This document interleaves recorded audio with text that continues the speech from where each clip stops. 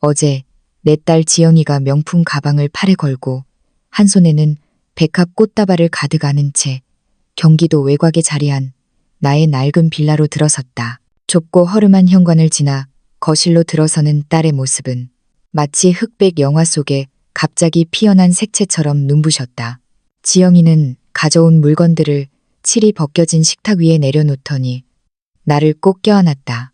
딸에게서 나는 고급스러운 프랑스 향수 냄새가 퀴퀴한 집안의 냄새를 순식간에 덮어버렸다. 딸은 얼굴 가득 환한 미소를 머금고 내게 물었다.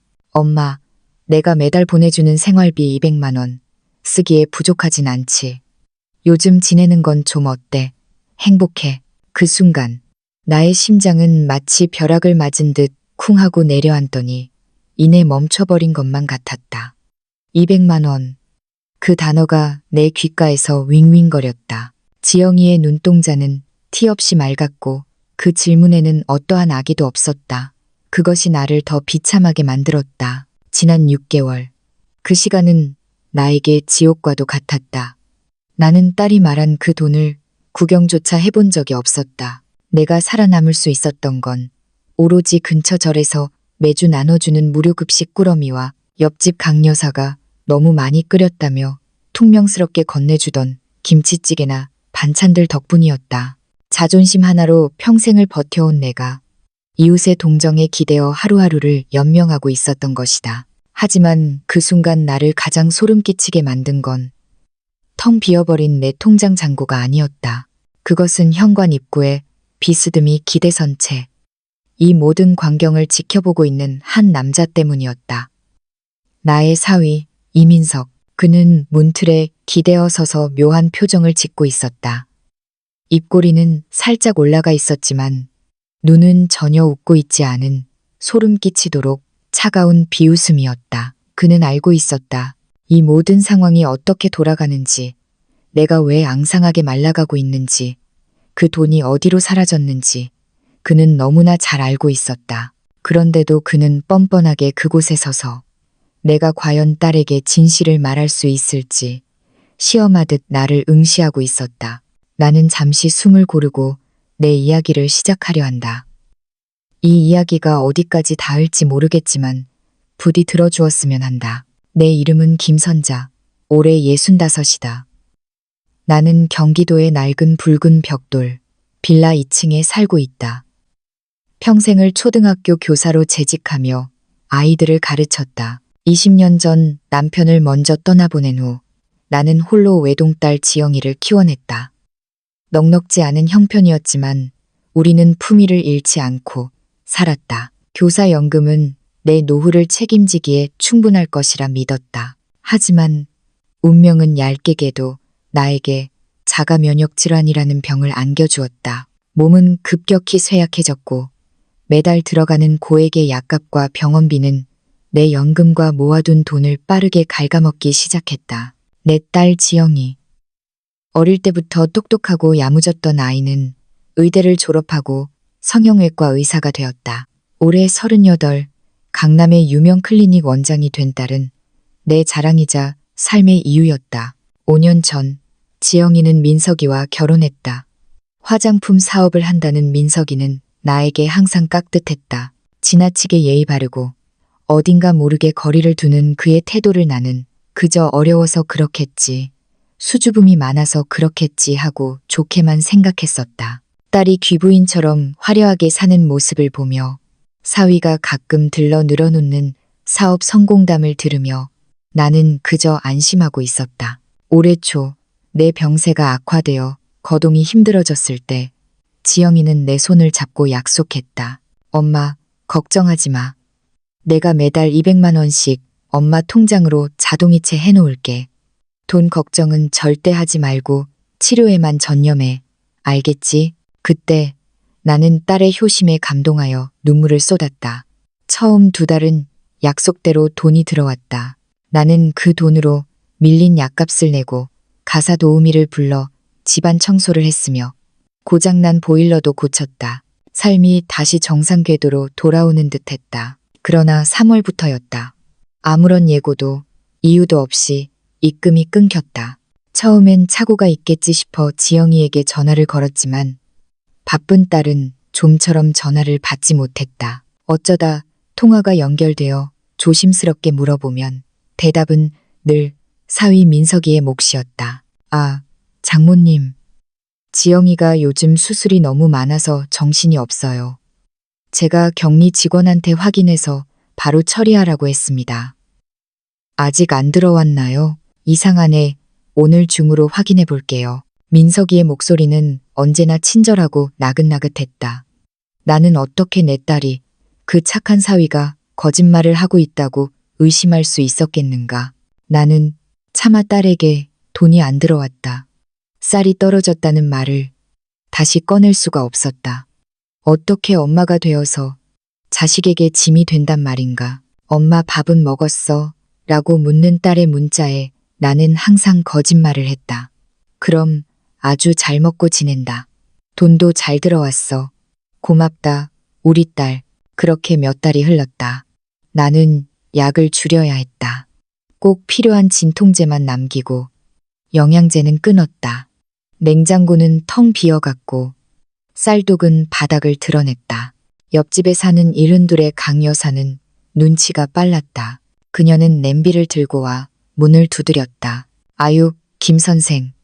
내가 공국을 끓였는데 손이 커서 너무 많이 했네.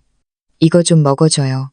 버리면 아깝잖아. 골목 어귀에 사는 퇴직 공무원 박영감님도 뜬금없이 찾아와 삐걱거리는 현관문을 고쳐주며 말했다. 심심해서 그래, 심심해서. 늙은이가 할 일이 뭐 있나. 나는 그들의 호의가 단순한 친절이 아니라 굶고 있는 나를 향한 적선임을 알고 있었다. 하지만 나는 거절할 수 없었다. 배고픔은 자존심보다 강했다. 나는 감사하다는 미소를 지으며 음식을 받아들었고 문을 닫고 들어와서는 수치심에 밥을 물에 말아 삼키며 눈물을 흘렸다. 그리고 바로 어제 그 일요일 오후였다.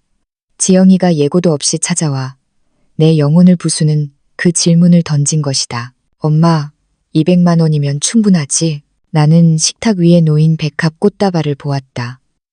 그리고 그 옆에 놓인 방금 전 복지관에서 받아온 사랑의 급식 로고가 찍힌 비닐봉지를 바라보았다. 시선은 천천히 현관으로 향했다. 그곳엔 여전히 민석이가 비릿한 미소를 머금은 채 서 있었다. 나는 깊은 숨을 들이마셨다. 앙상하게 마른 내 손이 부들부들 떨렸다. 더 이상은 숨길 수 없었다. 아니, 숨겨서는 안 되었다. 나는 떨리는 목소리로 하지만 젖먹던 힘을 다해 또렷하게 대답했다. 지영아, 나는 지난 몇 달 동안 복지관에서 주는 밥과 이웃들이 주는 음식으로 연명했어. 네가 보낸다는 그 돈, 3월 이후로 한 푼도 받은 적이 없다. 순간 거실에는 무거운 침묵이 내려앉았다. 죽음과도 같은 정적이었다. 지영이의 얼굴에서 핏기가 싹 가셨다. 환하게 웃던 미소는 순식간에 경악과 혼란으로 일그러졌다. 반면 현관에 서 있던 민석이의 표정은 거의 변하지 않았다. 단지 미간을 살짝 찌푸렸을 뿐. 나는 보았다. 그의 입가에 아주 찰나의 순간 스쳐 지나간 올 것이 왔군 하는 듯한 비열한 냉소를. 그게 무슨 말이야. 엄마, 그럴 리가 없어.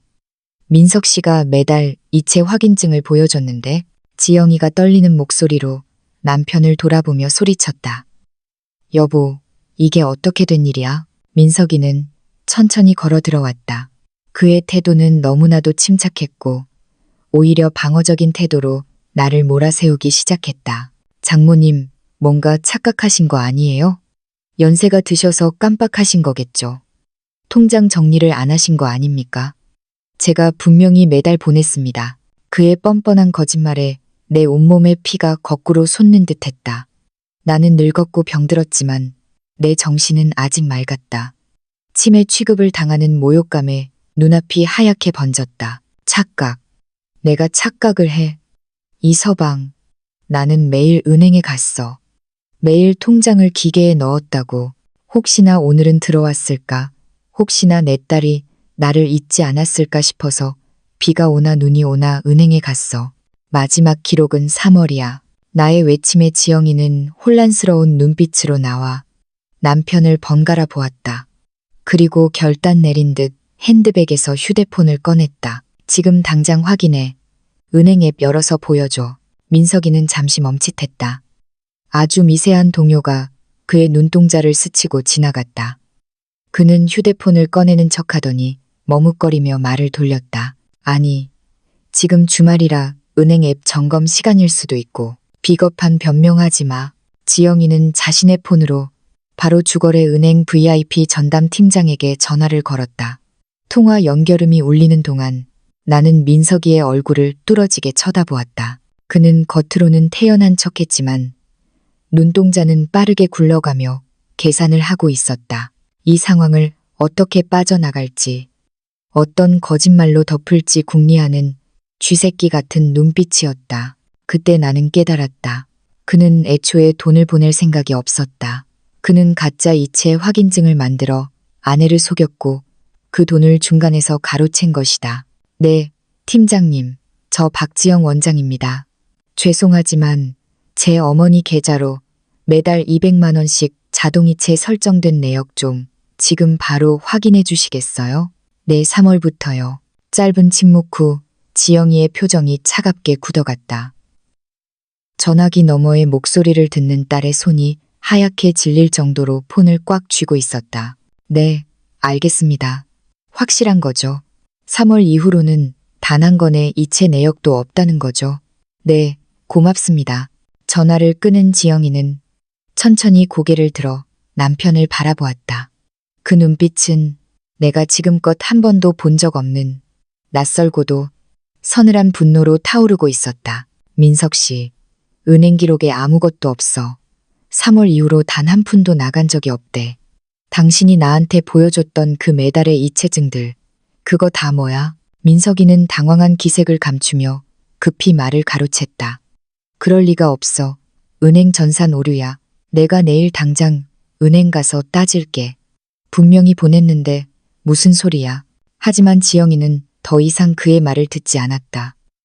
그녀는 마치 처음 보는 사람을 대하듯 남편을 응시했다. 지난 5년간 믿고 사랑했던 남자의 얼굴이 가면처럼 벗겨지는 순간이었다. 전산 오류. 6개월 내내 매달 같은 날짜에 오류가 났다고? 그리고 엄마가 돈을 못 받았다고 했을 때 당신은 확인해 보겠다고 했잖아. 그런데 나한테는 잘 해결됐다고 했어. 왜 거짓말했어? 민석이의 얼굴이 불그락푸르락해졌다. 궁지에 몰린 그는 결국 본색을 드러내며 짜증 섞인 목소리로 소리쳤다. 아, 진짜. 장모님이 계좌번호를 잘못 알려줬나 보지. 내가 몇 번을 확인했는데 그때 내가 나섰다. 더 이상 참을 수 없었다. 이서방, 나는 자네한테 계좌번호를 적어준 적도 자네가 나한테 물어본 적도 없어. 지영이가 처음에 설정한 그대로였는데 무슨 헛소리를 하는 건가. 나의 반박에 민석이는 말문이 막혔다. 지영이는 이제 모든 상황을 이해했다는 듯 허탈함과 분노가 뒤섞인 표정으로 남편에게 다가갔다. 목소리는 낮게 깔렸지만 그 안에 담긴 분노는 폭발 직전의 화산과도 같았다. 그 돈 어디 있어? 내 엄마 약값, 밥값 당신이 다 어디로 빼돌린 거야? 지영이가 남편의 어깨를 잡으려 하자 민석이는 뒷걸음질 치며 그녀의 손을 뿌리쳤다. 여보, 일단 진정해. 집에 가서 얘기해. 장모님 지금 혼란스러워 하시잖아. 여기서 이러지 말고. 그 순간 지영이가 폭발했다. 혼란이라고 했어? 우리 엄마가 굶었어. 당신이 가짜 영수증 들이밀며 나 안심시키는 동안 엄마는 밥이 없어서 절에서 밥을 얻어먹었다고. 그런데 지금 진정하라는 말이 나와? 지영이의 눈에서 참았던 눈물이 왈칵 쏟아졌다. 딸은 오열하며 소리쳤다. 그 처절한 울음소리가 좁은 거실을 가득 메웠다. 딸이 남편과 싸우는 모습을 보며 나는 역설적이게도 묘한 평온함을 느꼈다. 지난 수개월간 나를 짓눌러왔던 불안과 의심, 그리고 딸에게 버림받았을지 모른다는 공포가 사라지고 차라리 잔인한 진실이 드러난 지금이 낫다는 생각이 들었다. 하지만 동시에 가슴이 미어졌다. 남편의 배신을 목격한 딸의 처참한 심정. 그것은 돈 문제 따위와는 비교할 수 없는 깊은 상처였다. 그때 나는 결심했다. 더 이상 침묵하지 않겠다고. 나는 늙었고 병들었고 누군가의 도움이 필요한 처지지만 아직 나에게는 목소리가 남아 있었다. 거짓된 미소와 조작된 종이 조각 뒤에 숨겨진 진실을 말할 입이 있었다. 그 일요일 오후 나는 몰랐다. 이것이 단지 시작에 불과하다는 것을. 이 사건이 단순한 가정 불화가 아니라 나와 내 딸의 인생을 송두리째 바꿀 거대한 전쟁의 서막이라는 것을. 그리고 이 싸움이 나에게 진정한 용기와 존엄, 그리고 정의가 무엇인지를 가르쳐 주게 될 것임을. 그날 밤은 유난히 길었다. 진실이 밝혀진 일요일 오후가 지나고 나는 뜬 눈으로 밤을 지새웠다. 그리고 다음 날 아침 지영이가 혼자 나를 찾아왔다. 현관문을 열고 들어서는 딸의 모습에 나는 가슴이 덜컥 내려앉았다. 어제까지만 해도 반짝이던 명품 옷과 완벽한 화장은 온데간데 없었다. 퉁퉁 부어오른 두 눈은 붉게 충혈되어 있었고 화장기 없는 얼굴은 창백하다 못해 투명해 보였다. 하룻밤 사이에 10년은 늙어버린 듯한 위태롭고 앙상한 모습이었다. 딸은 식탁 의자에 털썩 주저앉더니 거친 손으로 내 손을 꼭 잡았다. 엄마, 나 정말 엄마한테 어떻게 사죄를 해야 할지 모르겠어. 지영이의 목소리는 갈라져 있었다.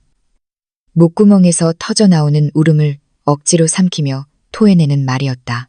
나는 정말 돈이 다 엄마한테 가는 줄 알았어. 민석 씨가 매달 보여주는 이체 내역서. 그게 가짜일 거라고는 상상도 못했어. 내가 너무 바보 같았어. 의사면 뭐해. 제 엄마 굶는 줄도 모르고. 나는 맞잡은 딸의 손을 통해 전해지는 그 아이의 떨림을 느꼈다. 지영이의 어깨 위에는 딸로서 감당하지 않아도 될 죄책감이 산처럼 쌓여 있었다. 나는 그 손을 더욱 꽉 쥐었다. 내 잘못이 아니다, 지영아. 절대로 내 잘못이 아니야. 널 속인 그 사람이 나쁜 거지. 널 탓하지 마라. 아니야. 내 잘못이야. 내가 확인했어야 했어. 바쁘다는 핑계로 전화만 하고 직접 와보지도 않고. 내가 어떻게 이렇게 불효를 해. 어떻게. 딸은 다시금 오열했다. 나는 말없이 일어나 주방으로 향했다. 찬장에서 마른 국화차를 꺼냈다. 지영이가 어릴 적 악몽을 꾸고 울며 깰 때마다 나는 따뜻한 국화차를 끓여주곤 했다. 은은한 꽃향기가 아이의 놀란 가슴을 진정시켜 주기를 바라며 지금 38이 된 내 딸에게 다시 그 차가 필요했다. 뜨거운 물에 국화 꽃잎이 피어오르며 노란 향기가 부엌을 채웠다. 찻잔을 딸 앞에 놓아주자 익숙한 향기 때문인지 지영이의 호흡이 조금씩 차분해졌다. 나는 조심스럽게 물었다. 집에 가서 무슨 일이 있었니? 사실 나는 그 대답을 듣기가 두려웠다. 하지만 알아야 했다. 지영이는 찻잔을 두 손으로 감싸 쥐고 깊은 한숨을 내쉬었다. 어제 집에 가자마자 민석 씨랑 끝장을 봤어. 처음엔 끝까지 잡아떼더라. 은행 전산 오류라고 자기는 정말 보냈다고 길길이 뛰면서 오히려 화를 냈어. 그래서 내가 말했어. 은행 지점장님이랑 통화 끝냈다고. 3월 이후로 기록이 전무하다는 걸 확인했다고. 지영이는 입술을 깨물었다. 그제야 태도가 바뀌더라. 갑자기 표정을 싹 바꾸더니 변명이라는 걸 하는데. 엄마, 그 인간이 뭘 하는 줄 알아? 그 돈을 모아서 엄마한테 더 큰 집을 사주려고 저축했다는 거야. 서프라이즈 선물이라면서 나를 속인 거래. 어떻게 사람이 숨 쉬듯이 거짓말을 할 수 있을까? 나는 고개를 저었다. 뻔뻔함의 극치였다. 당연히 안 믿었지. 그래서 내가 소리쳤어. 그럼 그 모았다는 돈 지금 당장 내놓으라고. 계좌 까보라고. 그랬더니 그제야 실토하더라. 다 썼대. 개인 투자를 좀 했는데 상황이 안 좋아졌다고. 금방 메꿀 수 있다고. 믿었니? 내가 나지막이 물었다. 지영이는 고개를 들었다. 눈빛이 매섭게 변해 있었다. 아니, 그 인간 씻으러 들어갔을 때 서재를 뒤졌어. 금고랑 서랍을 다 뒤엎었지. 그리고 찾아냈어. 케이맨 제도에 있는 유령 회사 명의의 비밀 계좌 내역이랑 백화점 영수증 뭉치를. 지영이의 목소리가 다시 떨리기 시작했다. 엄마, 5천만 원짜리 시계 영수증이 있었어. 5천만 원. 그게 어떤 돈인데? 엄마 밥값이었어. 엄마가 굶어가며 아꼈던 그 돈으로 그 인간은 손목에 외제차 한 대 값을 두르고 다녔던 거야. 나의 위장이 뒤틀리는 것 같았다. 그 시계 때문이 아니었다. 내 딸의 목소리에 담긴 처절한 배신감 때문이었다. 하지만 충격은 거기서 끝이 아니었다. 그리고 더 끔찍한 걸 찾았어. 한설이라는 여자한테 매달 돈을 보낸 내역이 있었어. 엄마한테 보내야 할 날짜랑 똑같은 날에 똑같은 금액이 그 여자한테 갔어. 따져 물으니까 결국 인정하더라. 바람 피웠다고. 방 안의 공기가 차갑게 얼어붙었다. 나는 기억했다. 가족 모임 때마다 민석이가 어딘가 불안해 보이고 수시로 휴대폰을 확인하며 밖으로 나가던 모습들을. 징후는 늘 그곳에 있었다. 나와 지영이가 믿음이라는 색안경을 쓰고 보지 못했을 뿐. 나 어제 호텔에서 잤어. 지영이가 덧붙였다. 이미 이혼 전문 변호사 선임했어. 나 이혼할 거야, 엄마. 나는 자리에서 일어나 딸을 끌어안았다. 늘 강하고 당당했던 내 딸.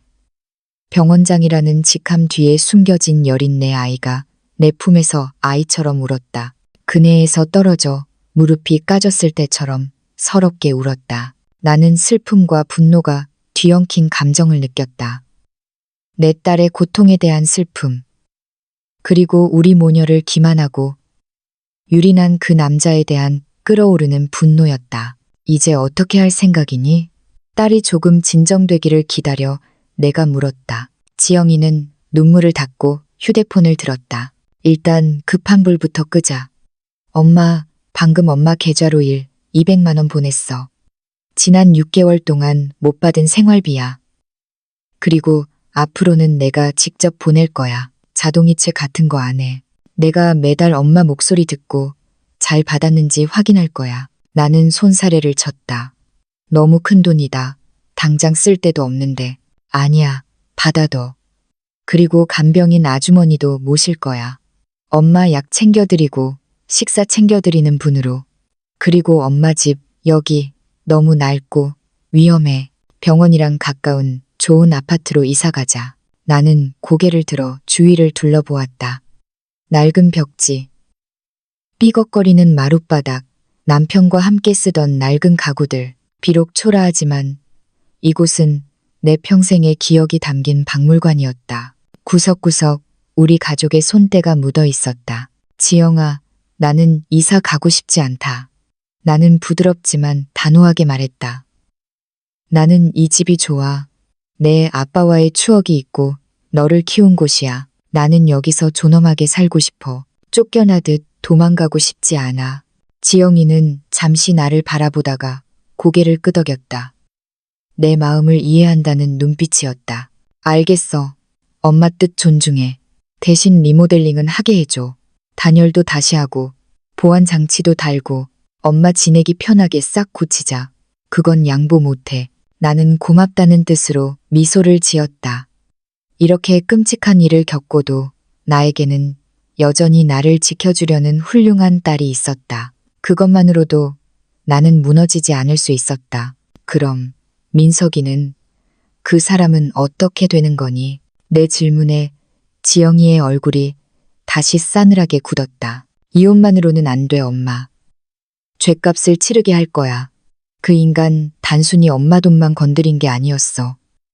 횡령, 사문서 위조. 내 변호사가 그러는데 증거가 차고 넘친대. 형사소송 걸 거야. 감옥에 보낼 거야. 나는 몸을 부르르 떨었다. 형사소송. 네가 너무 힘들지 않겠니? 재판하고 그러면 소문도 날 텐데. 힘들겠지. 딸은 인정했다. 하지만 그냥 넘어갈 순 없어. 내 돈을 훔쳐서가 아니야. 그 돈 때문에 엄마를 굶게 만들었잖아. 그리고 그 돈으로 상간녀를 먹여 살리고 명품을 사들였어. 지영이의 눈에 다시 눈물이 고였다가 이내 마르며 도끼가 서렸다. 내가 어떻게 저런 괴물 같은 인간이랑 5년을 살았을까? 내 눈이 삐었지. 민석이 같은 사기꾼들은 위장에 능하단다. 나는 교사 시절 겪었던 수많은 사람을 떠올리며 말했다. 네가 부족해서가 아니야. 작정하고 속이는 사람을 당해낼 재간은 없는 법이야. 자책하지 마라. 그날 오후 내내 우리는 앞으로의 계획을 논의했다. 지영이는 자신의 변호사에게 전화를 걸었고 변호사는 나에게도 별도의 법적 대리인이 필요하다고 조언했다. 그는 노인 인권과 재산 범죄를 전문으로 다루는 정혜경 변호사를 소개해 주었다. 이틀 후 나는 정 변호사의 사무실에 앉아 있었다. 서울 서초동의 번화가에 위치한 사무실은 깔끔하고 정돈되어 있었다. 50대 중반쯤 되어 보이는 정혜경 변호사는 짧은 단발머리에 날카롭지만 따뜻한 눈매를 가진 여성이었다. 그녀는 내 이야기를 처음부터 끝까지 메모까지 해가며 경청했다. 김선자 선생님. 그녀가 안경을 고쳤으며 말했다. 이 사건은 단순한 사기가 아닙니다. 법적으로 노인에 대한 경제적 학대에 해당합니다. 가족이라는 신뢰관계를 이용해 고령자의 자산을 착취하고 결과적으로 생존권까지 위협한 중대 범죄예요. 가중처벌이 가능한 사안입니다. 승산은 매우 높습니다. 나는 망설였다. 제 딸이 더 상처받지 않을까요? 그냥 조용히 끝내는 게 어머니 마음은 이해합니다. 정 변호사가 내 손등을 덮으며 부드럽게 말했다. 하지만 생각해보세요. 만약 이대로 민석 씨가 아무런 처벌도 받지 않고 풀려난다면 그는 또 다른 약자를 찾아가 똑같은 짓을 할 겁니다. 그리고 형사 고소를 통해 압박해야 따님도 이혼 소송에서 재산 분할에 유리해집니다.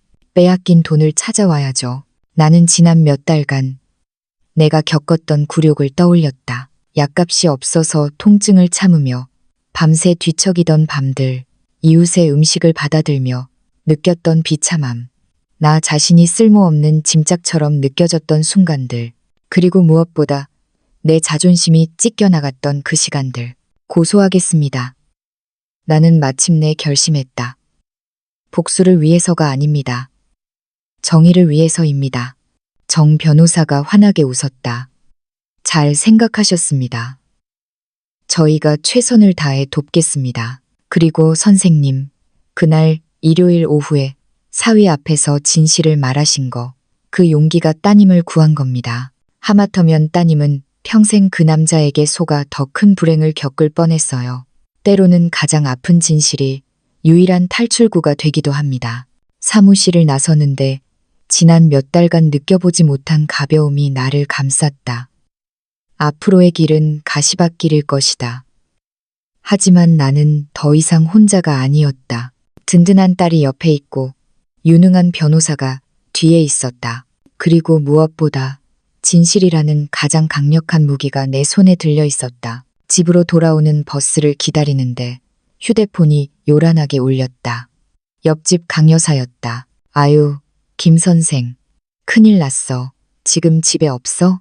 방금 그 사위라는 작자가 김 선생네 집에서 뛰쳐나가는 걸 봤어.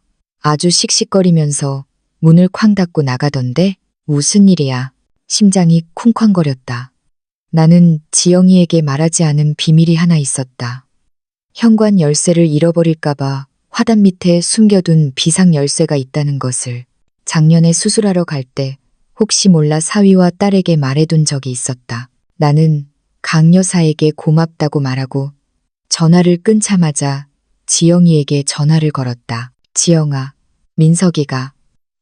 민석이가 지금 우리 집에 다녀갔대. 뭐라고? 엄마, 당장 경찰에 신고해. 내가 지금 바로 갈게. 지영이의 다급한 비명을 뒤로하고 나는 전화를 끊었다. 손이 덜덜 떨려서 휴대폰을 쥐고 있기도 힘들었다. 버스 기사님께 사정해 집에서 가장 가까운 정류장에 내려달라고 부탁했다. 버스 문이 열리자마자 나는 익숙한 골목길을 향해 뛰기 시작했다.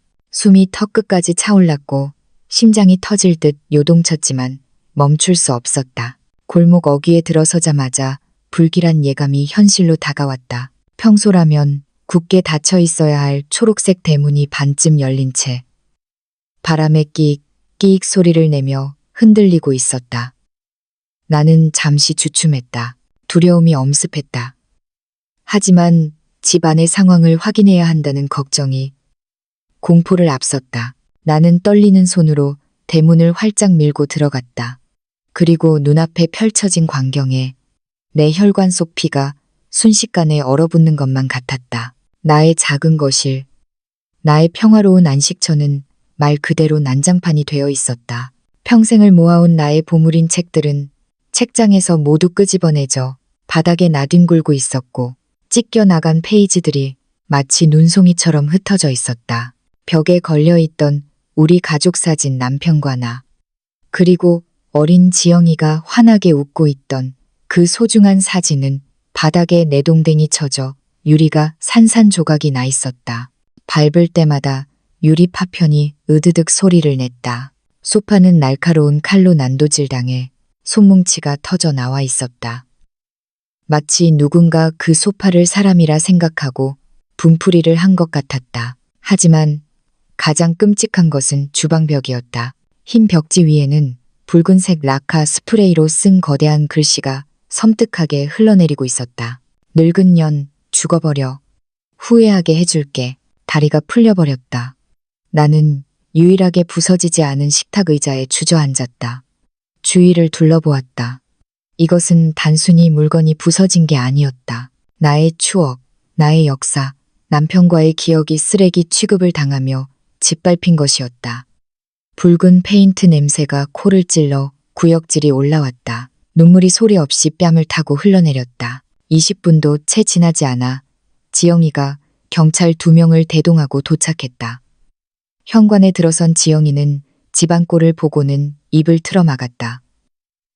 얼굴이 백지장처럼 하얗게 질렸다. 엄마, 딸은 나에게 달려와 나를 으스러져라 껴안았다. 경찰들은 현장을 보존하며 사진을 찍기 시작했다. 나이 지긋한 경위 한 분이 심각한 표정으로 말했다. 이건 단순한 가택 침입이나 재물 손괴가 아닙니다. 명백한 협박이고 보복 범죄예요. 따님, 그리고 어머님, 강력하게 처벌을 원하신다고 진술하셔야 합니다. 그리고 당장 접근 금지 명령 신청하셔야 해요. 지영이는 고개를 세차게 끄덕였다. 네, 그렇게 할 거예요. 변호사님께 연락해뒀어요. 경찰이 돌아간 후 지영이는 단호하게 말했다. 엄마, 당장 짐 싸. 오늘부터 우리 집으로 가.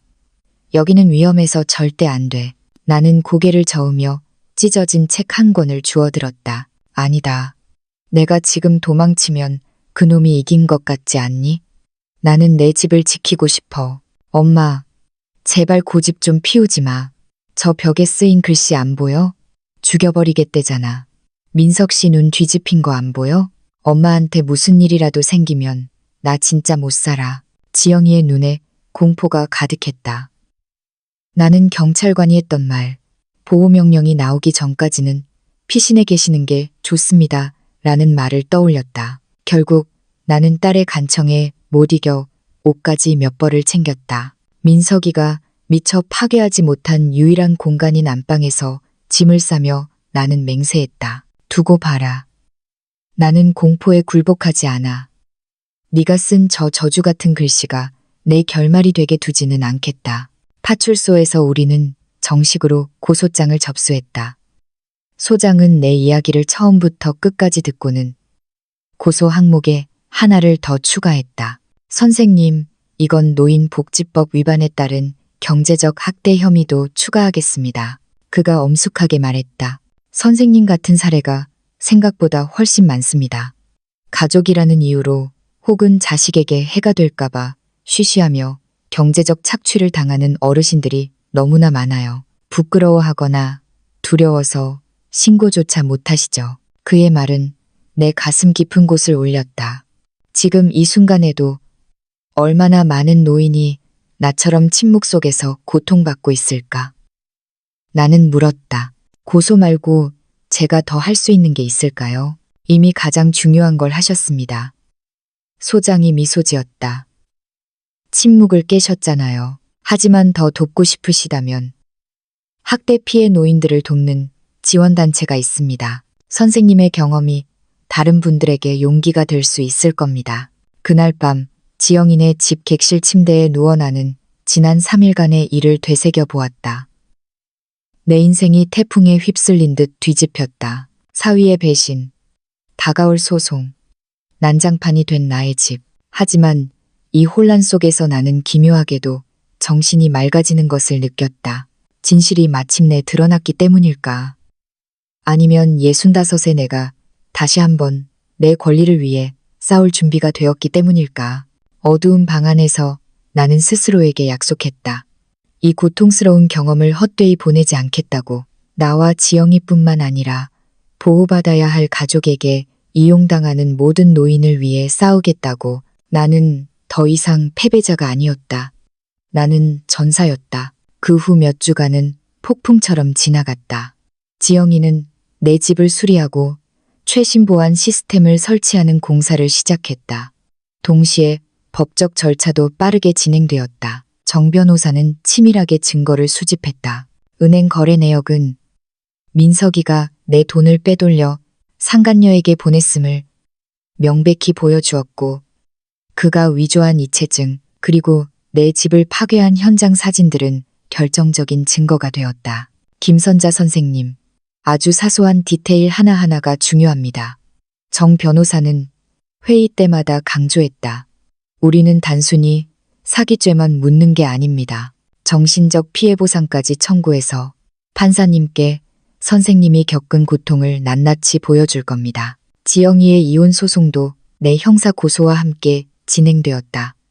지영이의 변호사와 정 변호사는 한 팀처럼 움직이며 민석이를 압박해 들어갔다. 그러던 중 민석이의 악행이 양파 껍질 까이듯 계속해서 드러나기 시작했다. 상황은 점점 더 추악해졌다. 어느 날 저녁 퇴근한 지영이가 파김치가 되어 소파에 쓰러지듯 앉으며 말했다. 엄마, 그 인간 병원 돈도 손댔어. 뭐라고? 환자들한테 현금 결제를 유도해서 일부를 빼돌리고 약품 거래 명세서도 조작했어. 내가 모를 줄 알았나 봐. 지난 2년 동안 횡령한 돈만 3억이 넘어. 충격적이었지만 놀랍지는 않았다. 민석이는 돈을 위해서라면 영혼이라도 팔 인간이라는 걸 이미 증명했으니까. 지금 경찰에서 업무상 횡령 및 배임 혐의로도 조사 중이야. 지영이가 마른 세수를 하며 덧붙였다. 피해를 본 환자들이 연락을 받고 있어. 다들 난리가 났어. 내 병원 평판. 이제 끝장날지도 몰라. 엄마. 나는 덜덜 떠는 딸을 안아주었다. 딸의 어깨가 작게 흔들렸다. 지영아, 너는 좋은 의사야. 내 환자들도 다 안다. 남편 잘못 만난 죄밖에 없어. 이 또한 지나갈 거야. 썩은 살을 도려내면 새살이 돋듯이 내 병원도 더 단단해질 거야. 걱정 마라. 지영이가 고개를 끄덕이며 눈물을 닦았다. 최근 우리의 역할은 뒤바뀌어 있었다. 내가 딸을 위로하고 무너지려는 딸을 지탱해주고 있었다. 민석이에 대한 접근 금지 명령은 빠르게 발부되었다. 그는 내 반경 100m 이내 그리고 지영이 근처에도 얼씬거릴 수 없게 되었다. 하지만 법원의 종이 한 장이 우리의 안전을 완벽하게 보장해 주지는 못했다. 어느 날 오후 지영이는 병원에 나가고 나 혼자 딸의 집에 머물고 있을 때였다. 모르는 번호로 전화가 걸려왔다. 받을까 말까 망설이다 통화 버튼을 눌렀다. 여보세요? 저기 김선자 선생님 되시나요? 젊은 여자의 목소리였다. 잔뜩 긴장해서 목소리가 떨리고 있었다. 네, 제가 김선자입니다만 누구시죠? 잠시 침묵이 흘렀다. 그리고 이어진 대답에 나는 전화기를 떨어뜨릴 뻔했다. 저 한설이라고 합니다. 이민석 씨랑 만났던 여자예요. 내 몸의 모든 근육이 경직되었다. 상간녀. 내 딸의 가정을 파탄낸 그 여자가 나에게 전화를 걸다니 무슨 꿍꿍이인가. 화가 치밀어 올랐지만 나는 침착하려 애썼다. 아가씨가 나한테 무슨 볼 일이 있죠? 저기, 정말 죄송한데, 욕하셔도 좋은데, 제 말 좀 들어주세요. 선생님과 따님이 꼭 아셔야 할 게 있어요. 민석 씨에 대해서요. 그녀의 목소리는 절박했다.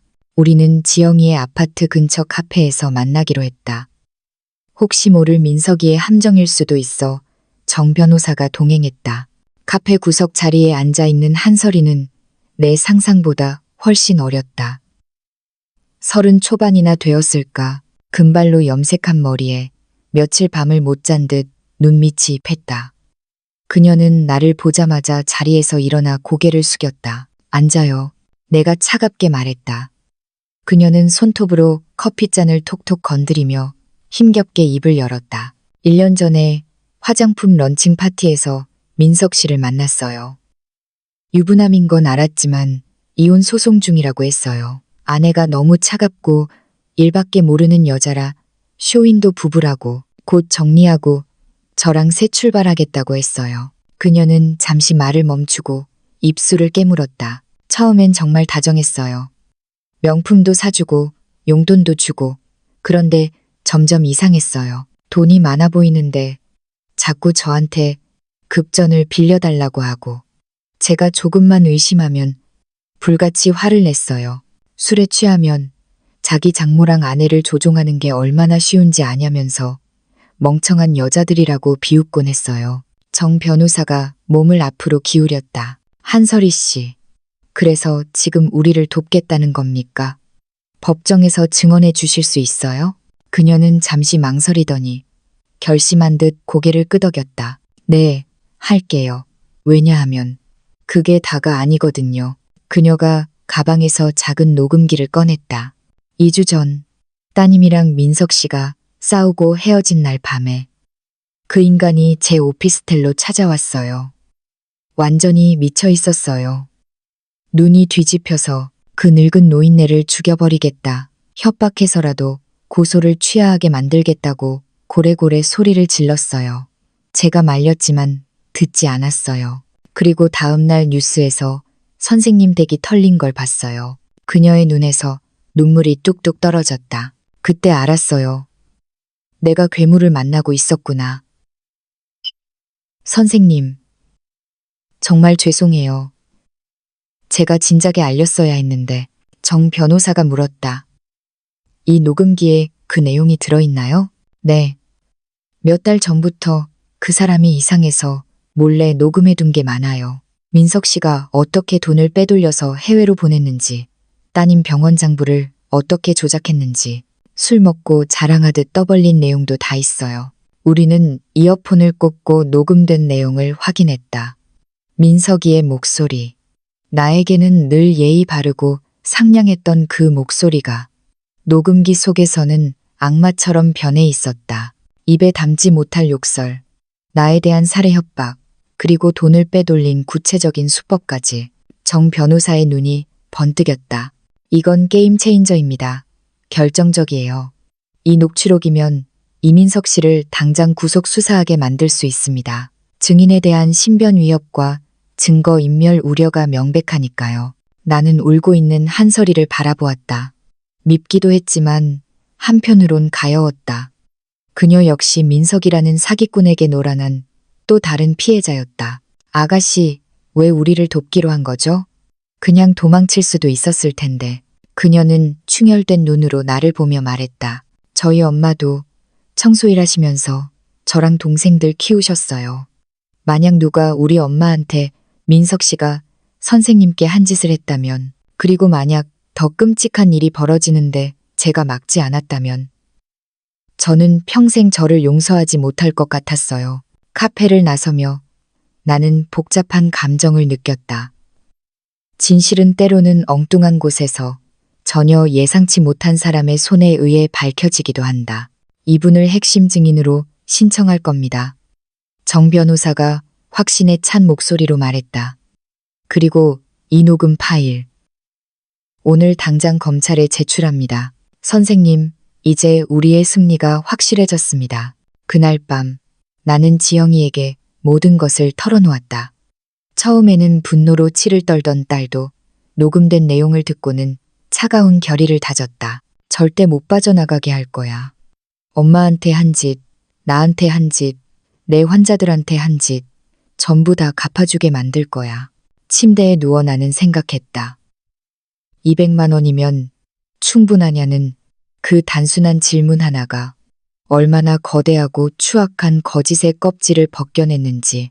이제 며칠 뒤면 민석이의 손목에 수갑이 채워질 것이다. 하지만 그것이 끝이 아님을 나는 알고 있었다. 진정한 싸움, 그리고 치유의 과정은 이제부터가 시작이었다. 2주 후 정혜경 변호사에게서 전화가 걸려왔다.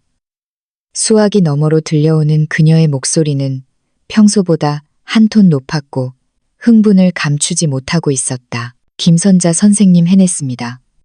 법원에서 이민석 씨에 대한 구속영장을 발부했습니다.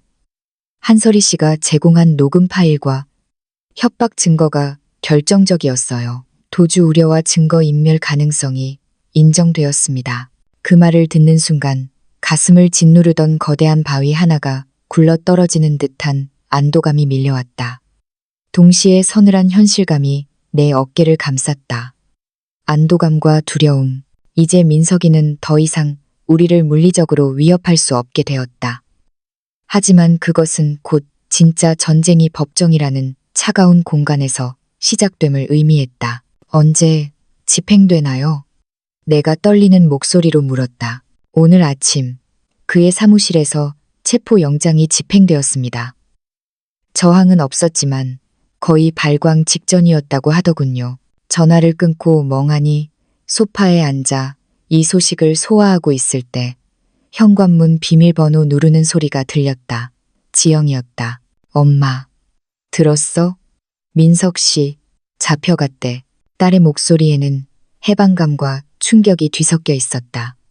지영이는 신발도 제대로 벗지 못한 채 거실로 들어와 소파에 몸을 던지듯 눕혀버렸다. 엄마는 상상도 못할 거야. 지금 병원이 얼마나 난리인지. 기자들이 전화 오고 환자들은 불안해하고 소문이 산불처럼 번지고 있어. 지영이는 깊은 한숨을 내쉬며 두 손으로 얼굴을 감쌌다.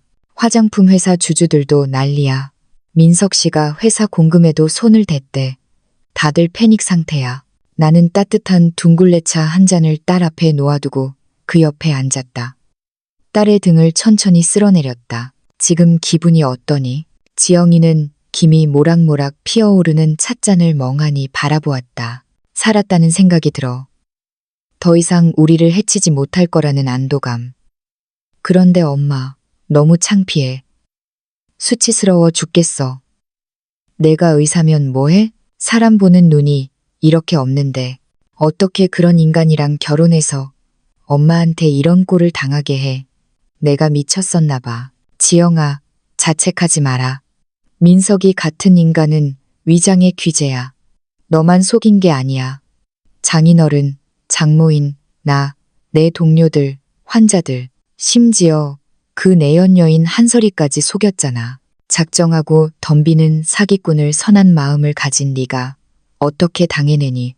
지영이는 차를 한 모금 마시며 씁쓸하게 웃었다. 제일 아이러니한 게 뭔지 알아? 결혼 생활 내내 민석 씨가 그랬어. 내가 일이 너무 많다고, 가정에 소홀하다고 투덜댔거든. 이제 알겠어. 내가 일을 줄이고 집에만 있기를 바랐던 거야. 그래야 내 병원 돈이랑 엄마 돈을 빼돌리는 걸 들키지 않을 테니까. 그날 저녁 지영이의 이혼 소송을 담당하는 장 변호사에게서 연락이 왔다. 원장님, 이 사건에 대한 언론의 관심이 뜨겁습니다. 특히 노인, 경제적 학대라는 키워드 때문에 시사 프로그램과 신문사에서 인터뷰 요청이 쇄도하고 있어요. 김선자, 어머님 인터뷰를 원하는데요. 지영이는 걱정스러운 눈빛으로 나를 쳐다보았다. 엄마, 굳이 할 필요 없어. 안 그래도 힘든데 세상에 얼굴 팔릴 필요 없잖아. 거절하자. 나는 잠시 생각에 잠겼다. 지난 몇 달간 내가 겪었던 침묵의 시간들. 밥이 없어서 맹물로 배를 채우던 밤. 자식에게 누가 될까봐 아프다는 말도 못하고 끙끙 앓던 시간들. 그리고 파출소장이 했던 말. 많은 어르신이 창피해서 신고조차 못한다는 그 말이 뇌리를 스쳤다. 아니, 하겠다. 나는 단호하게 말했다. 지영아, 나는 할 거야. 민석이 흉을 보거나 내 신세를 한탄하려는 게 아니다. 나처럼 자식이나 친척에게 재산을 뺏기고도 말 못하고 끙끙 앓는 노인들에게 당신 잘못이 아니다라고 말해주고 싶어. 내 이야기가 누군가에게 용기가 된다면 그걸로 족하다. 지영이는 내 손을 꼭 잡았다. 엄마 용기에 정말 놀랐어. 알겠어. 엄마 뜻대로 해. 첫 인터뷰는 며칠 후 지역 신문의 최 기자라는 중년 여성 기자와 진행했다. 그녀는 매우 정중하고 배려 깊었다. 자극적인 가정사보다는 노인 경제 범죄의 구조적인 문제와 피해자가 겪는 심리적 고통에 집중해 주었다. 김선자 선생님. 선생님의 증언은 매우 강력합니다. 우리 사회가 애써 외면해오던 가족 간 착취라는 문제를 정면으로 건드리고 계세요. 이 기사가 나가면 파장이 클 겁니다. 기사가 보도된 후 내 휴대폰은 쉴 새 없이 울렸다. 다른 방송국, 라디오, 시사 잡지에서도 인터뷰 요청이 쇄도했다. 나는 모든 인터뷰에서 일관된 메시지를 던졌다. 가족에게 헌신했다는 이유로 착취당하는 것을 당연하게 여기지 마십시오. 부끄러워하지 마십시오. 그것은 범죄입니다. 사건은 단순한 가정 불화를 넘어 수십억 원대 횡령과 사기가 얽힌 대형 범죄로 비화하였다. 민석이의 실체가 드러날수록 대중의 공분은 커졌다. 그러던 중 뜻밖의 전화 한 통을 받았다. 발신자는 사돈 즉 민석이의 어머니였다. 사부인 수화기 너머의 목소리는 지쳐 있었고 수치심으로 가늘게 떨리고 있었다. 제가 감히 전화를 드릴 자격도 없다는 거 압니다. 우리 민석이가 저지른 짓을 생각하면. 하지만 사죄는 드려야 할 것 같아서요. 정말 죄송합니다. 다 제 탓입니다. 나는 놀랐다. 결혼식이나 상견례 때 몇 번 본 게 전부인. 우아하고 콧대 높던 분이었다. 사부인. 아들의 죄를 어머니가 대신 짊어질 수는 없습니다. 아니요, 제가 책임이 있어요. 그녀가 울먹이며 말을 이었다. 민석이가 예전부터 돈 문제로 사고를 친 적이 있었습니다. 그때마다 제가 몰래 막아주고 덮어주고 그냥 지나가는 바람이겠거니 사업하다 보면 그럴 수 있겠거니 하고 오냐오냐 했던 게 화근이었습니다. 제가 괴물을 틔웠습니다. 그녀는 오열했다.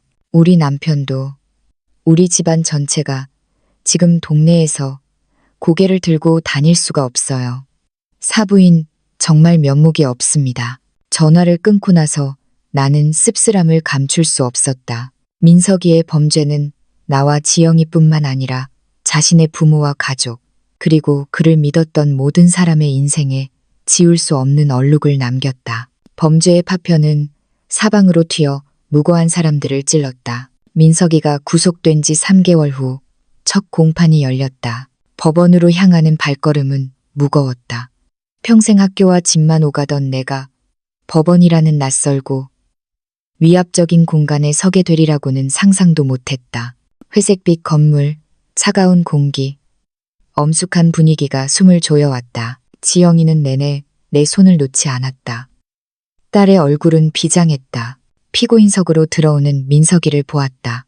푸른색 수의를 입고 양손에 수갑을 찬 모습, 고급 양복을 입고 으스대던 예전의 모습은 온데간데 없었다. 살이 빠져 광대뼈가 도드라져 보였지만 눈빛만은 여전했다. 아니, 더 독해져 있었다. 우리의 눈이 짧게 마주쳤다. 나는 그 눈에서 일말의 반성이나 죄책감을 찾으려 했지만 보이는 것은 오직 차가운 적의뿐이었다. 그는 나를 노려보다가 삼고개를 돌려버렸다. 재판은 건조하고 전문적인 용어들로 채워졌다. 검사와 변호사가 공방을 주고받았고 판사는 가끔 질문을 던졌다. 민석이는 대부분 침묵을 지켰고 질문에 대답할 때만 짧게 입을 열었다. 혐의를 인정합니까? 변호인의 의견과 같습니다. 그의 목소리에는 영혼이 없었다. 마치 남의 일을 이야기하는 듯한 태도였다. 결국 판사는 도주 우려와 범죄의 중대성을 이유로 구속기간 연장을 결정했다. 다음 공판은 한 달 뒤로 잡혔다. 이제 시작입니다. 법원을 나서며 정 변호사가 말했다. 하지만 방향은 좋습니다. 재판부에서도 이 사건을 단순 사기가 아니라 악질적인 가정 파괴 범죄로 보고 있어요. 엄벌을 피하기 힘들 겁니다. 다시 일상으로 돌아왔다. 지영이가 수리해준 집은 몰라보게 달라져 있었다. 깨진 창문은 이중창으로 바뀌었고 찢긴 벽지는 따뜻한 크림색으로 새로 도배되었다. 현관에는 최신 도어락과 CCTV가 설치되었다. 민석이가 남긴 파괴의 흔적은 사라졌지만 내 마음속의 생채기는 여전히 욱신거렸다. 유난히 마음이 힘들던 어느 오후 초인종이 울렸다. 인터폰 화면에 낯익은 얼굴이 보였다. 골목 입구에 사는 퇴직 공무원 박 영감님이었다. 내가 어려울 때 삐걱거리는 문을 고쳐주며 말벗이 되어주던 분이었다. 김 선생, 계신가? 문을 열자 박 영감님이 쭈뼛거리며 서 있었다. 아이고, 영감님, 들어오세요. 나는 그를 거실로 안내해 따뜻한 유자차를 대접했다. 우리는 날씨 이야기, 동네 이야기를 나누며 한참 동안 빙빙 돌았다. 그러다 찻잔이 거의 비어갈 무렵 박 영감님이 어렵게 입을 열었다. 사실은 김 선생. 요즘 김 선생이 신문이랑 방송에 나오는 걸 봤어. 노인 경제적 학대라는 거 말이야. 그의 목소리가 떨리고 있었다. 그걸 보면서 곰곰이 생각했어. 나한테 큰아들이 하나 있는데 지금 같이 살고 있거든. 그 녀석이 아무래도 자네 사위랑 비슷한 짓을 하는 것 같아. 내 심장이 덜컥 내려앉았다. 재연금을 그 녀석이 관리하는데 통장을 아예 나한테 보여주지도 않아. 용돈이라며 하루에 10,000원씩 주는데 그걸로 밥 사 먹으라 하고 내가 친구들 만나러 나간다고 하면 돈 든다고 못 나가게 해. 지난달에 내가 좀 아파서 병원 가자고 했더니 꾀병 부리지 말라고 화를 내더구만. 박 영감님의 눈시울이 붉어졌다. 나는 그게 그냥 자식한테 얹혀 사는 늙은이의 서름이라고만 생각했어. 그런데 김 선생 인터뷰를 보고 알았네. 이게 학대일 수도 있다는 걸.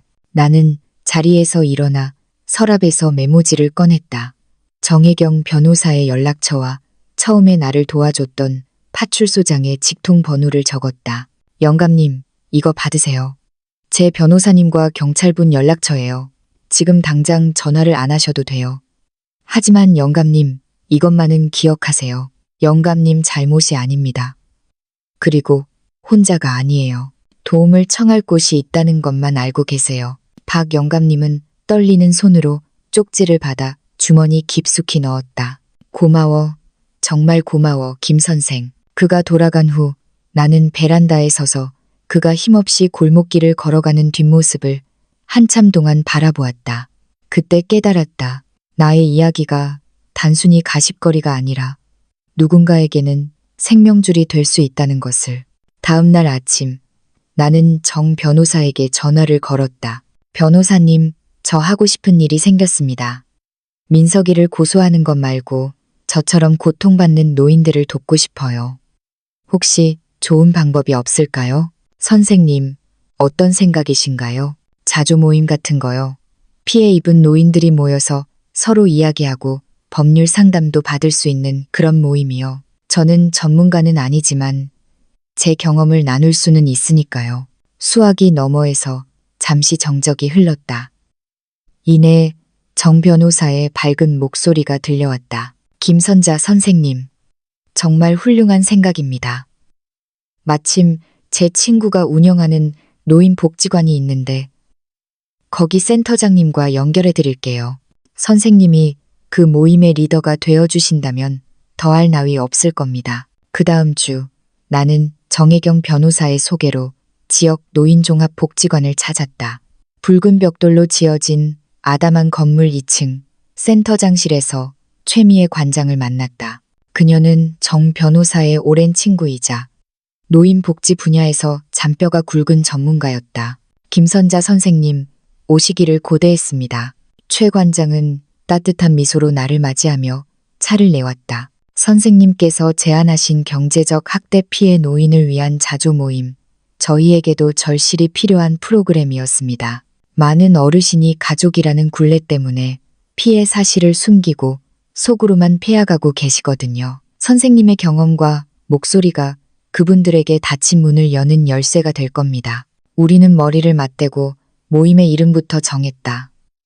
고심 끝에 결정된 이름은 은빛 존엄, 실벌, 디그니치. 노년의 은빛 머리카락이 수치심의 상징이 아니라 지켜져야 할 고귀한 존엄임을 뜻하는 이름이었다. 나는 내 경험을 나누며 정서적 지지를 담당하고 정 변호사를 비롯한 자문단은 무료 법률 상담을 지원하기로 했다. 같은 시기 지영이에게도 긍정적인 변화가 찾아오고 있었다. 민석이의 횡령 사실이 밝혀지며 초반에는 병원 평판이 흔들렸지만 딸은 정면 돌파를 선택했다. 모든 진료비 내역과 회계 과정을 투명하게 공개하고 가정폭력 피해 여성들을 위한 무료 재건 성형 프로그램을 시작했다. 이게 내가 할 수 있는 사죄야, 엄마. 지영이는 퇴근 후 내 집 식탁에 앉아 말했다. 민석 씨가 내 병원 이름을 팔아 저지른 죄들을 내가 가진 기술로 조금이라도 갚고 싶어. 우리는 커피를 마시며 창밖의 밤하늘을 바라보았다. 딸과 나 사이에는 예전에는 없던 말하지 않아도 통하는 끈끈한 연대감이 흐르고 있었다. 지영이가 조심스럽게 입을 열었다. 엄마, 언젠가는 민석 씨를 용서할 수 있을까? 그 질문에 나는 잠시 찻잔을 내려놓았다. 지난 몇 달간의 굶주림, 모멸감, 칼질 당한 소파. 그리고 죽어버려라는 붉은 글씨가 스쳐 지나갔다. 용서라. 나는 천천히 대답했다. 나는 그 사람이 불행해지기를 빌지는 않아. 그가 감옥에서 정말로 죄를 뉘우치고 새 사람이 되길 바란다. 하지만 지영아, 용서라는 게 없던 일로 하거나 잊어버리는 건 아니란다. 나는 그가 내 영혼에 낸 상처를 지울 수 없고 그가 우리를 기만했다는 사실을 잊을 수도 없어. 지영이는 생각에 잠긴 듯 고개를 끄덕였다. 나도 아직 화가 나. 가끔 자다가도 벌떡 깨. 그 뻔뻔한 거짓말들, 나를 바보 취급했던 눈빛들이 생각나서. 화가 나는 게 정상이겠지? 그럼 당연하지. 화내는 건 내 권리야. 다만 그 분노가 너를 집어삼키게 두지는 마라. 민석이는 이미 우리에게서 돈과 시간을 뺏어갔어. 내 마음의 평화까지 뺏어가게 두지 마. 지영이는 씁쓸하게 웃으며 화제를 돌렸다. 하지만 나는 알 수 있었다. 우리 모녀가 진정한 의미의 용서 혹은 해방에 도달하기까지는 아직 긴 시간이 필요할 것임을. 화창한 어느 토요일 오후, 복지관 소강당에서 은빛 존엄의 첫 번째 모임이 열렸다. 12명의 어르신이 모였다. 처음에는 다들 잔뜩 긴장해서 고개를 숙인 채 침묵만 흘렀다. 수치심이 공기를 무겁게 짓누르고 있었다. 내가 먼저 마이크를 잡았다. 저는 밥을 굶었습니다. 딸이 보내준 돈을 사위가 가로채는 줄도 모르고 딸에게 짐이 될까 봐 6개월을 굶었습니다. 참 바보 같죠? 나는 나의 부끄러웠던 기억, 두려움, 그리고 침묵이 얼마나 위험했는지를 솔직하게 털어놓았다. 나의 고백이 마중물이 되었을까? 굳게 닫혀있던 입들이 하나둘 열리기 시작했다. 78의 할머니가 떨리는 목소리로 말했다. 손자가 내 관절염 약을 훔쳐다 팔았어요. 그 돈으로 마약을 샀대요. 그런데도 경찰에 신고하면 손자 앞길 막을까봐. 82의 할아버지가 눈물을 훔치며 고백했다. 며느리가 집만 넘겨주면 평생 모시겠다고 해서 도장을 찍어줬지. 그런데 등기 넘어가자마자 나를 요양병원에 처박더군. 사연은 제각각이었지만 본질은 같았다.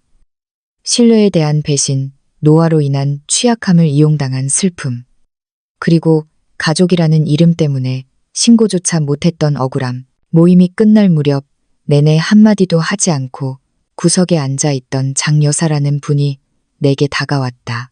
그녀의 눈에는 눈물이 그렁그렁했다. 김 선생님, 텔레비전에서 선생님을 보고 꼭 내 얘기 같아서 한참을 울었습니다. 오늘 여기 와서 알았어요. 내가 멍청해서 당한 게 아니라는 걸. 내가 혼자가 아니라는 걸요. 그녀는 내 두 손을 꽉 잡았다. 용기 내주셔서 감사합니다. 선생님 덕분에 저도 살고 싶어졌어요. 그 순간 나는 가슴속 깊은 곳에서 뜨거운 무언가가 차오르는 것을 느꼈다. 고통, 수치, 공포, 그 모든 부정적인 감정들이 사명감이라는 새로운 에너지로 승화되는 순간이었다. 내 잃어버린 200만 원은 돌아오지 않았지만 그 대신 나는 더 값진 것을 얻었다. 누군가의 목소리가 되어주는 일. 그것이 나의 새로운 삶의 이유가 되었다. 민석이의 재판은 더디게 진행되었다. 그 사이 계절이 2번 바뀌었다. 은빛 존엄 회원은 어느덧 30명을 넘어섰고 우리는 꽤 체계적인 지원 네트워크를 갖추게 되었다. 구속 7개월 만에 드디어 선고 공판이 열렸다. 법정 안은 긴장감으로 팽팽했다. 판사는 판결문을 천천히 또렷하게 읽어 내려갔다. 피고인 이민석을 징역 12년에 처한다. 죄명은 화려했다. 특정경제범죄 가중처벌 등에 관한 법률 위반 사기, 횡령, 사문서 위조, 그리고 노인복지법 위반. 판사는 특히 가족 간의 신뢰를 악용하여 고령의 피해자를 경제적, 정서적으로 학대한 죄질이 매우 불량하다고 강조했다. 민석이는 12년이라는 중형이 선고되는 순간에도 표정 변화가 없었다. 아니, 체념인지 무관심인지 알 수 없는 텅 빈 눈으로 허공만 응시하고 있었다. 그가 수갑을 찬 채 법정 밖으로 끌려나갈 때 나는 그 뒷모습을 보며 이제 정말로 끝났음을 실감했다. 법원을 나서자 수많은 취재진이 기다리고 있었다. 플래시가 터지고 마이크가 내 얼굴 앞으로 들이밀어졌다. 김선자 씨, 전 사위가 중형을 선고받았는데 심경이 어떠십니까? 한 젊은 기자가 물었다. 나는 잠시 숨을 고르고 카메라를 똑바로 바라보았다. 기쁘거나 통쾌하지 않습니다. 다만 정의가 실현되었다고 느낍니다. 비극적인 일이지만 죗값을 치르는 것이 마땅합니다. 지금도 어딘가에서 고통받고 있을 다른 피해 어르신들에게 한 말씀 부탁드립니다. 나는 마음속으로 지금 이 뉴스를 보고 있을지도 모를 박 영감님, 그리고 수많은 익명의 노인들을 떠올렸다. 참지 마십시오. 숨기지 마십시오. 부끄러워하지 마십시오. 당신들이 겪는 일은 당신들의 잘못이 아닙니다. 여러분은 혼자가 아닙니다. 세상에는 도울 준비가 된 사람들이 있습니다. 우리는 늙었지만 늙음이 우리의 존엄을 해칠 수는 없습니다. 목소리를 내십시오. 집으로 돌아오는 차 안 운전대를 잡은 지영이는 한동안 말이 없었다. 차가 익숙한 동네 어귀에 들어서서야 딸이 입을 열었다. 엄마, 그거 알아? 어릴 때 엄마가 나한테 늘 정직하라고 가르쳤잖아. 진실이 중요하다고. 그때는 그냥 도덕 교과서 같은 잔소리라고 생각했어. 그런데 오늘 알았어. 엄마는 나한테 용기를 가르치고 있었던 거야. 나는 창밖으로 스쳐 지나가는 가로등 불빛을 보며 미소 지었다. 진실은 때로 감당하기 벅차고 아프단다. 하지만 그게 자유로 가는 유일한 길이야. 우리는 집에 도착했다. 그 일요일 오후. 내가 처음으로 침묵을 깼던 바로 그 집. 지영이는 차를 세우고 시동을 껐지만 바로 내리지 않았다. 그럼 이제 어떡하지, 엄마? 민석 씨는 감옥에 갔고 그 다음은 이제는 나는 차 문을 열며 대답했다. 그냥 사는 거지. 밥 잘 챙겨 먹고 꽃에 물 주고 매주 토요일엔 사람들 만나서 서로 위로하고 진실을 말하면서 계속 사는 거야. 아무리 힘들어도. 나는 수리가 끝났네. 작은 집을 바라보았다. 태풍이 휩쓸고 지나간 자리에 다시 세운 나의 성. 깨진 창문은 새것이 되었고 베란다 화분에는 다시 꽃이 피고 있었다. 지영아, 나는 늙는다는 게 서서히 투명해지는 일이라고 생각했어. 목소리를 잃고 중요하지 않은 사람이 되어가는 과정이라고. 하지만 이제는 안다. 주름살 하나, 흰머리 하나가 다 훈장이야.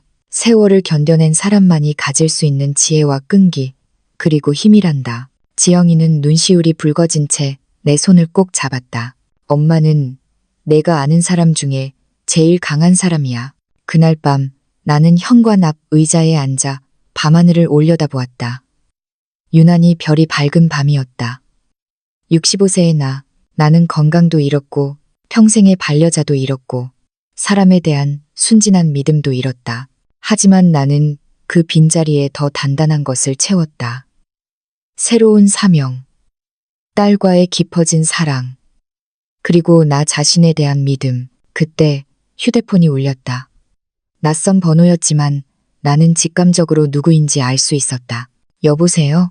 선생님, 늦은 시간에 죄송해요. 저 설이에요. 한설이.